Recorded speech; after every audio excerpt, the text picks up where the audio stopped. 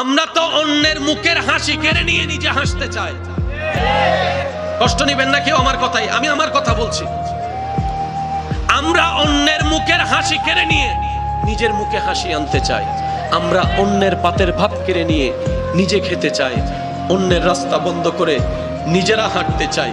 অন্যের জীবনকে বিষাক্ত করে আমরা আনন্দ খুঁজতে চাই। মনে রাখবেন ভাইয়েরা, চেষ্টায় চেষ্টায় থাকবে, কামিয়াব কখনো সম্ভবপর হবে না। কারণ সুখদাতা হচ্ছেন রব্বুল আলামিন, হুয়াল্লাযী আনজালাস সাকিনাতা ফি কুলুবিল মুমিনিন। সুখদাতা আল্লাহ, শান্তিদাতা আল্লাহ। আর আল্লাহ সুখ তাদেরকে দেয় যারা আল্লাহর বান্দাদেরকে সুখে রাখে। আল্লাহর বান্দাদের যে জীবন সহজ করে দেয়, আল্লাহ তাদের জীবনকে সহজ করে দেয়। সুবহানাল্লাহ। শেষ করেন ভাই, পৃথিবীতে ভালোবাসা মায়ার অনেক নিদর্শন আছে, অনেক অনেক অনেক নিদর্শন আছে।